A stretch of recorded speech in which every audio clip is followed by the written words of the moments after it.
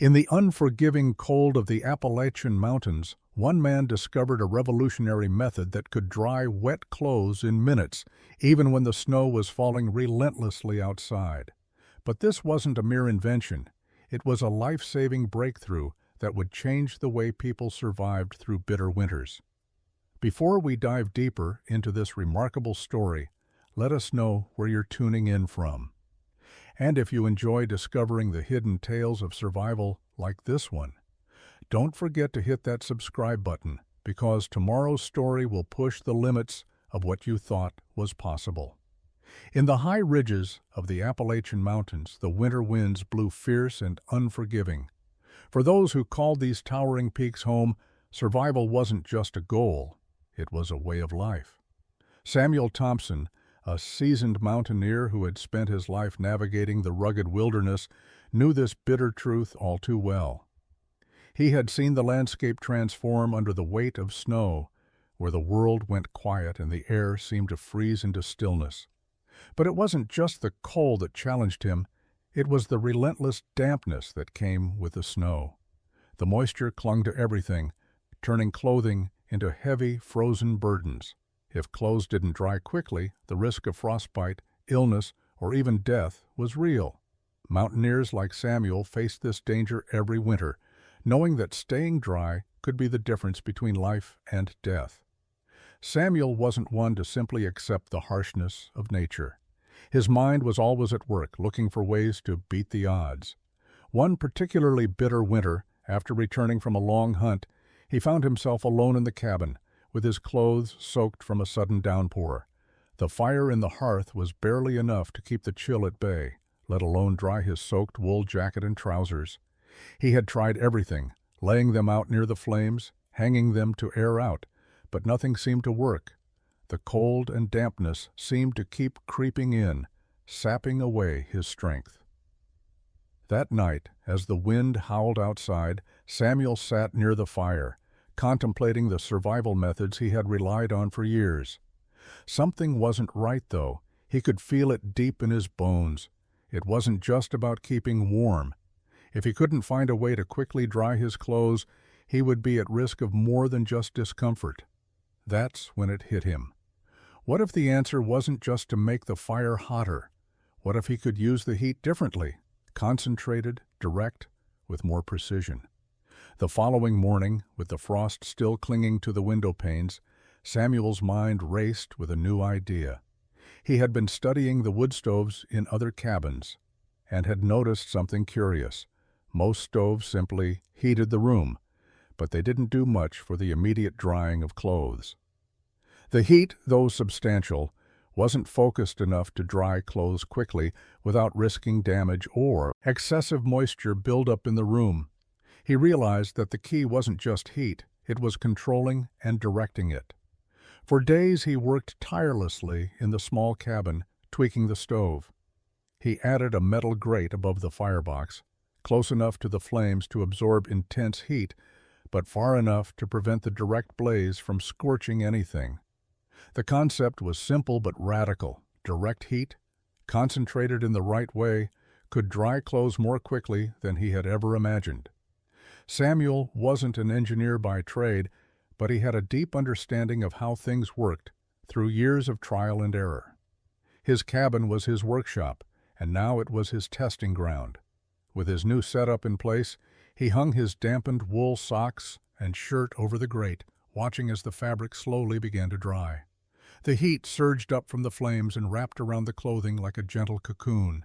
Minutes passed, and to his amazement, the fabric was no longer wet and soggy. It was dry. Not just dry, but warm. The wool felt soft and revitalized, free from the chill that had once clung to it like a second skin. Samuel was ecstatic. This was no small achievement.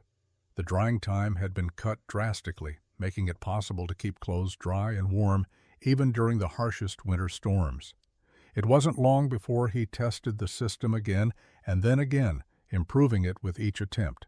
He realized that his discovery could change the way mountaineers and settlers in the area prepared for winter. It wasn't just about surviving, it was about thriving, even in the worst of conditions. But Samuel wasn't one to boast about his achievements.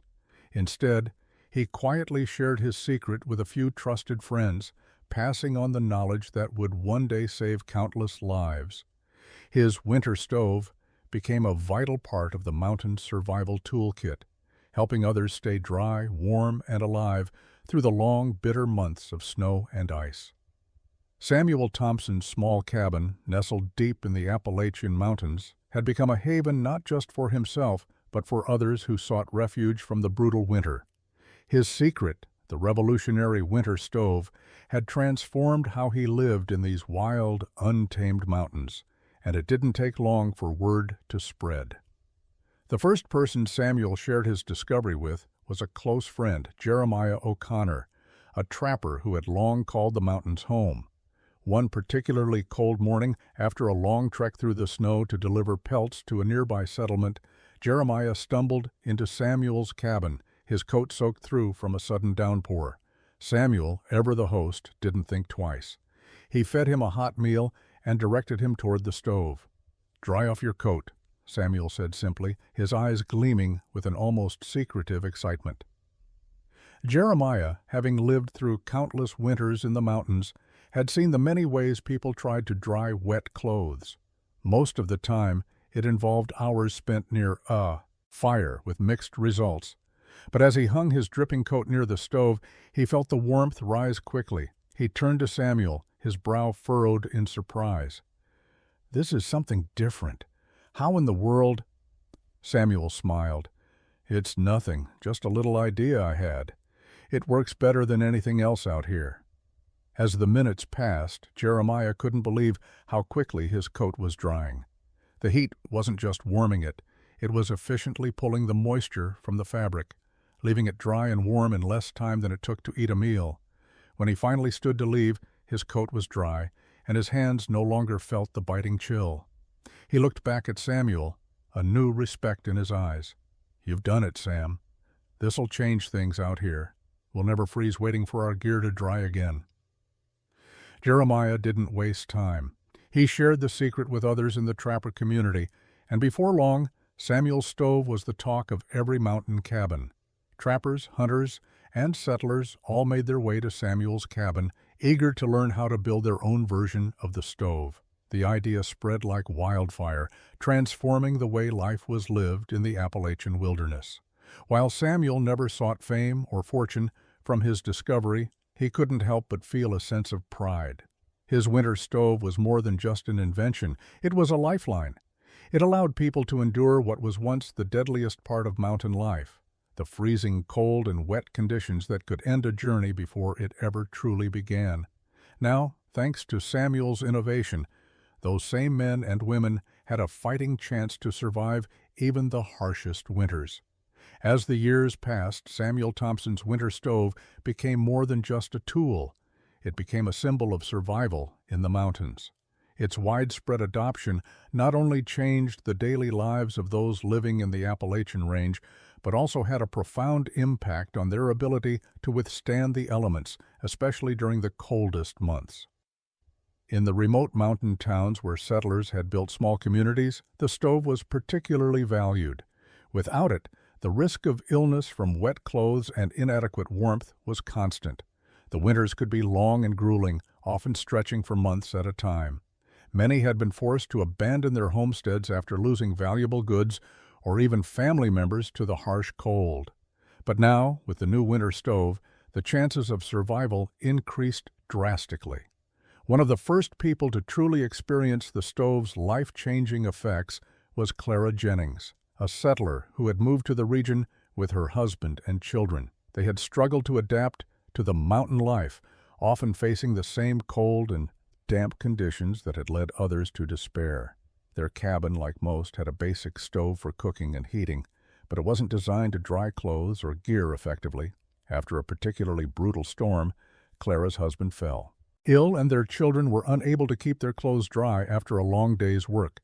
Clara remembered hearing about Samuel's stove from a neighbor and decided to make the trek to his cabin to see it for herself.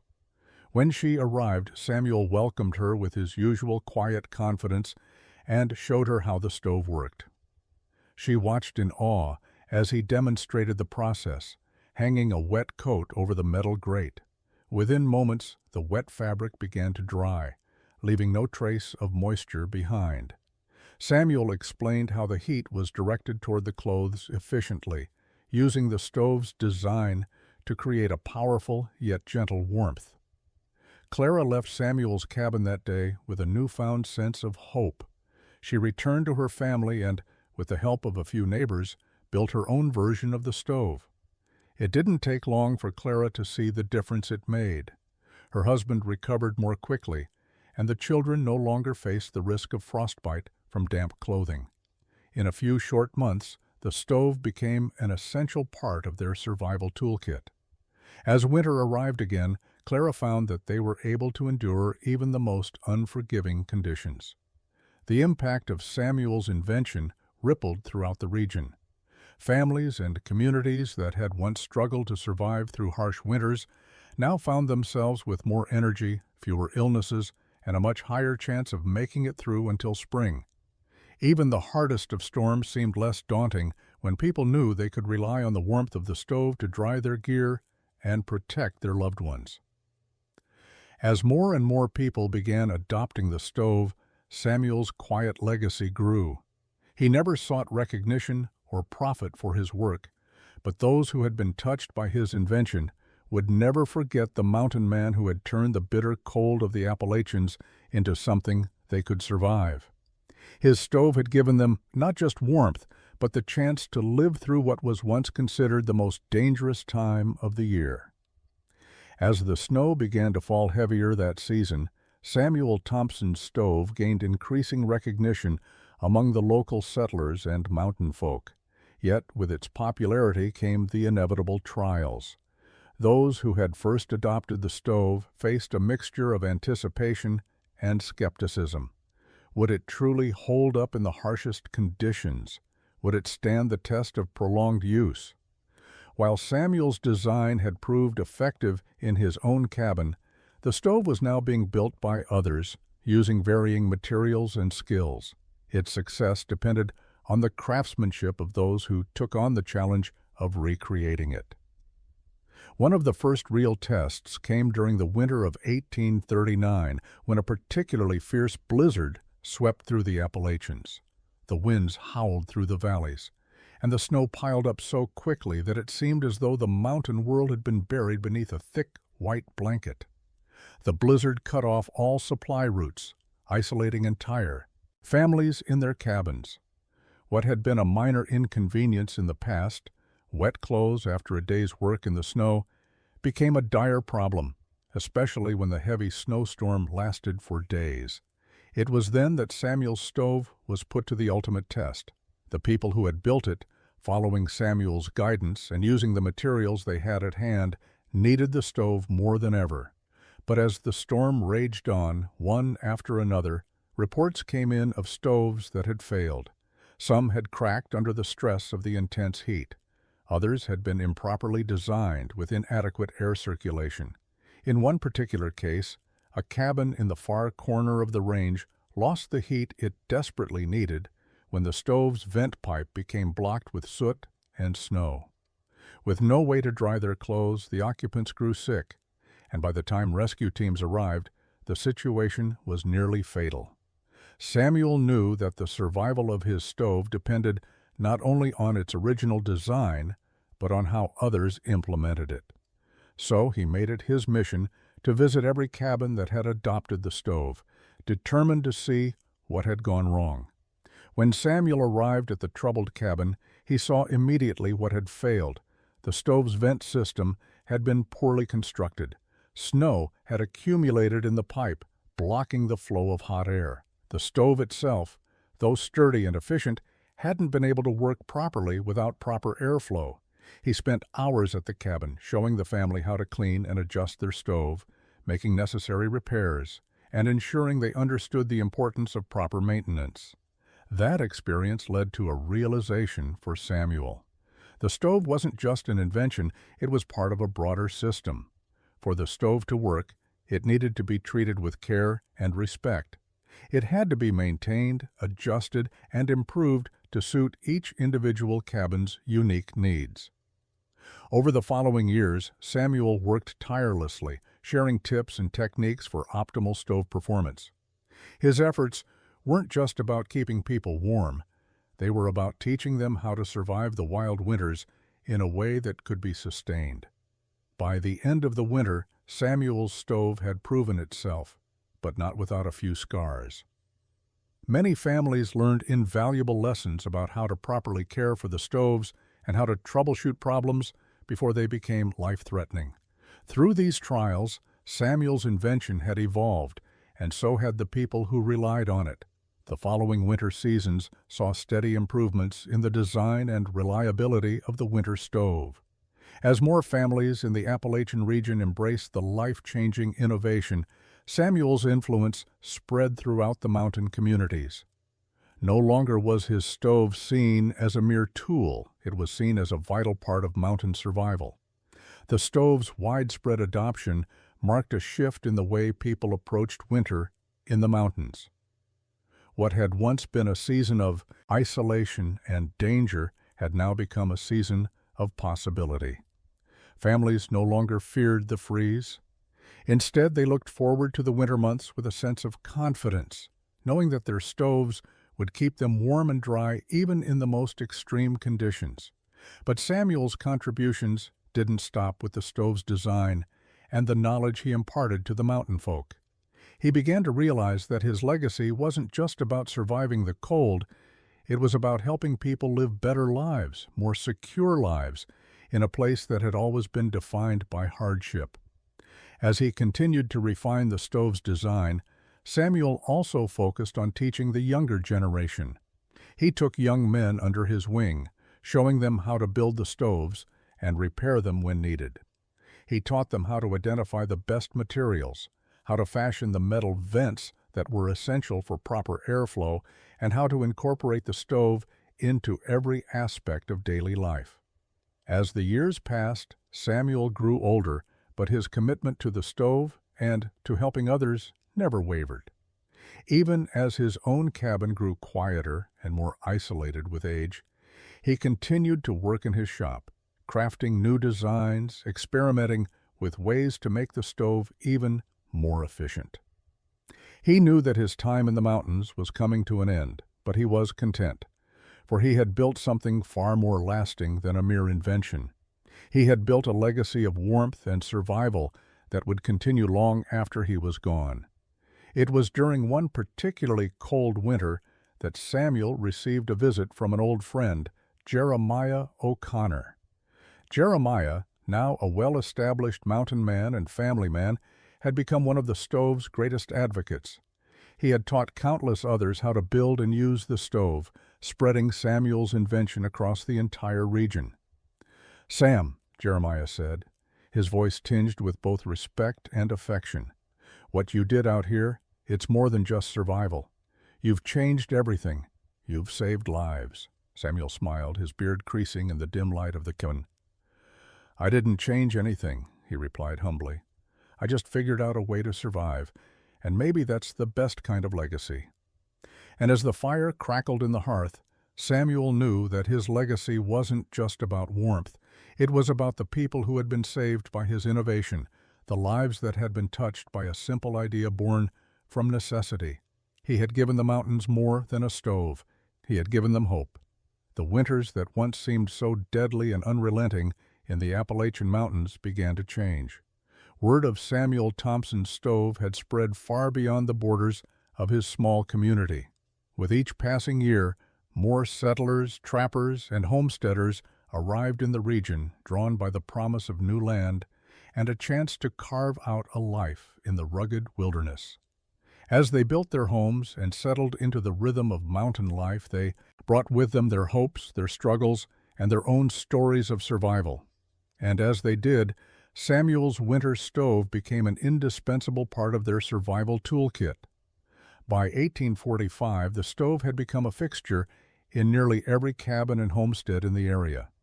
Its widespread adoption had led to a transformation in the way people lived, particularly in winter. Once a season of isolation, danger, and loss, Winter had become a season of relative comfort and safety. People no longer feared the cold in the same way. They no longer worried about damp clothes or the risk of frostbite after a long day's work in the snow. With Samuel's stove, they had a fighting chance to survive, even thrive, in one of the harshest environments in the United States. One of the most significant changes brought by the stove was in the way the mountain communities came together during the winter. In previous years, snowstorms and long winters had isolated families. Cabin fever was a very real danger, and many settlers found themselves cut off from the outside world for months at a time. But with the new stove, families could stay warm and dry even when they were snowed in. And with that newfound comfort came a shift in how people interacted with one another. Winter became a time not of solitude but of cooperation. Neighbors would visit each other's cabins, sharing meals and stories, offering help with repairs or building projects. The stove, now a symbol of survival and community, brought people together in ways that hadn't been possible before. It made it easier to share resources and knowledge, and it fostered a sense of camaraderie that had been absent in the cold, lonely months of previous winters. As the years passed, Samuel's legacy grew. Though he had never sought fame or recognition, people began to see him as the architect of this new way of life in the mountains. The stove was just one part of the transformation, but it was the most vital.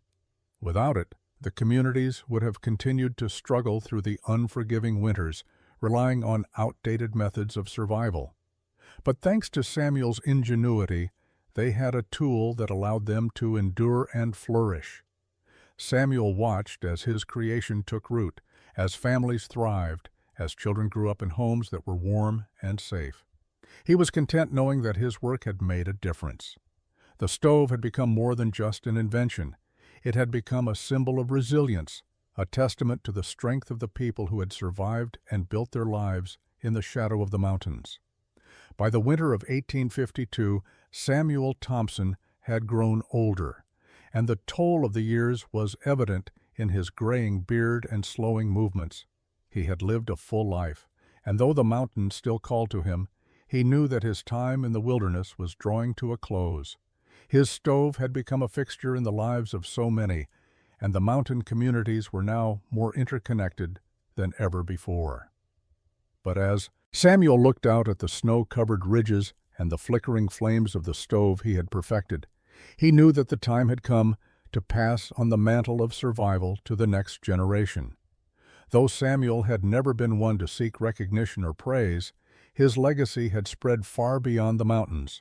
The winter stove had become a vital tool for survival, not just in the Appalachian region, but in other parts of the country as well. Word of its effectiveness had reached settlers in the Midwest, and some had even adapted the design for use in the harsh winters of the Great Plains.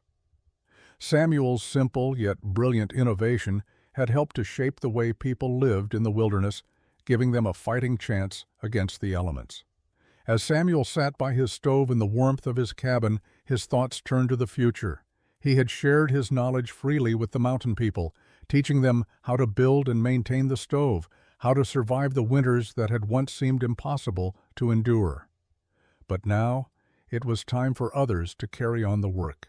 He had taught the lessons he had learned through years of trial and error, and now it was up to the younger generations to continue to improve upon the stove, to adapt it to the changing needs of the mountain communities. One cold morning in January, Samuel woke to find the world outside his cabin blanketed in snow. He had spent the night tending to the stove, and now, as he sat in the quiet warmth of the room, he felt a deep sense of peace. His time was drawing to an end, but he was content. He had given everything he could to the people who had become his family over the years. The stove he had built had saved lives, brought people together, and transformed the way they lived in the mountains. Samuel Thompson had left his mark on the world, and that mark would last long after he was gone. As he sat by the stove, watching the fire dance and the warmth fill the cabin, Samuel took one last deep breath. He closed his eyes, content in the knowledge that his legacy would live on.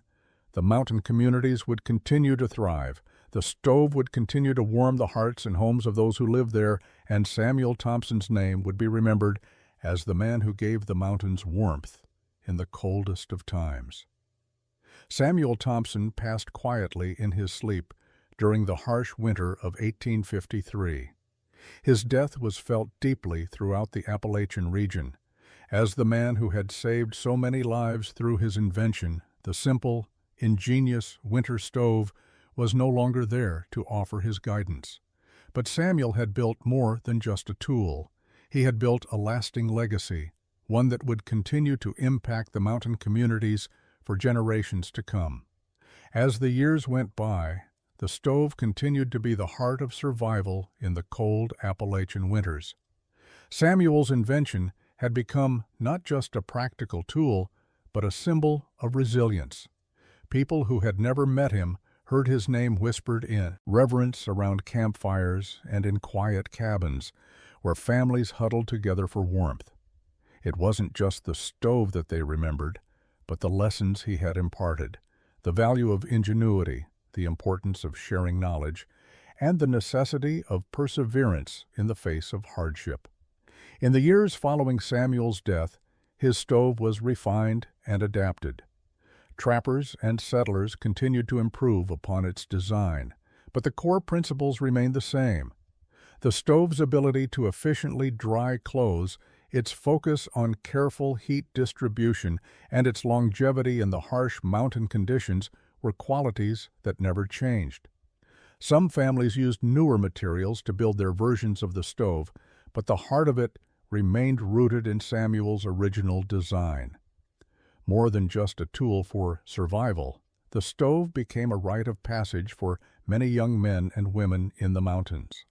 When a young person came of age, they were taught how to build their own stove by their parents or by the local blacksmiths who had learned from the generations before. It became a symbol of readiness, of knowing how to survive the harshness of winter, of understanding that survival was not just about fighting against nature, but learning to work with it. As Samuel had predicted, his stove became part of the culture of the Appalachian Mountains. It wasn't just an invention, it was a way of life. It kept families warm, helped them preserve food, and allowed them to live through the winter months when everything outside seemed to freeze in place. It was the center of the cabin, not just for its warmth, but for its promise of safety, survival, and continuity. By the 1860s, Samuel's stove had spread beyond the Appalachian Mountains, reaching other frontier communities and even settlements farther to the west. While the materials used to construct the stoves varied depending on the resources at hand, the basic principles of the design, focusing on efficient heat distribution, drying, and durability, were universally respected and implemented. Samuel had unintentionally started a movement, one that taught people to innovate out of necessity and to adapt their environments to their needs. Through his stove, Samuel had given the mountain people more than just warmth. He had given them a tool that empowered them to survive and thrive in an unforgiving land. And in doing so, he had ensured that his legacy would endure far beyond his time in the mountains. The years continued to roll on, and though Samuel Thompson was no longer among them, his influence lived on in the hearts of those who had learned from him. The winter stove, which had started as a humble idea born from a tragedy, had become a cornerstone of mountain life. And with it came a broader lesson, one that would shape the generations to come. As the landscape of the American frontier continued to evolve, towns grew, roads were built, and new ways of living emerged, the stove remained a fixture in the lives of those who still called the mountains home. Even in the face of industrialization and technological advances, the stove stood as a testament to the enduring power of human ingenuity. It didn't need to be replaced by the newest gadgets or the latest innovations. It was already perfect for the mountain life it served. In the mid-1870s, a young man named Thomas Brooks moved to the mountains with his family. They were part of the next wave of settlers who sought a new life in the wilderness. Coming from the industrialized East, they arrived in the mountains expecting the worst. They had heard stories of the hardships people faced in the frigid winters, but they were determined to make it work. On their first winter in the Appalachian Range, they learned about Samuel Thompson's stove from their neighbors, who spoke of it as though it were a part of their heritage. Thomas was skeptical at first. After all, he had seen modern stoves and heating systems in the cities, and he didn't see how an old stove could stand up to the demands of the frontier. But when a particularly harsh snowstorm trapped his family in their cabin for several days, they saw firsthand the power of Samuel's invention. The stove dried their clothes in mere minutes, kept them warm throughout the bitter nights, and provided a sense of comfort they hadn't expected. As the storm passed and the snow began to melt, Thomas and his family took a moment to reflect on the resilience of the people who had come before them. They marveled at how such a simple yet effective invention could have such a lasting impact. Thomas realized that Samuel Thompson's stove wasn't just about surviving the harsh conditions of the mountains. It was about adapting to the land, finding solutions that worked, and passing on knowledge that could ensure the survival of future generations. In that quiet cabin, with the snow finally starting to recede outside, Thomas made a promise to himself. He would continue to teach his children about the stove, just as others had taught him. Samuel's legacy, through the stove and the lessons it embodied, would continue to live on through every generation that followed. The flame of his invention, born out of necessity and fueled by the will to survive, would never die. And so, in the heart of the Appalachian Mountains, Samuel Thompson's legacy lived on, one that would endure long after the fires of his stove had faded, leaving behind a world forever changed by the warmth of his invention.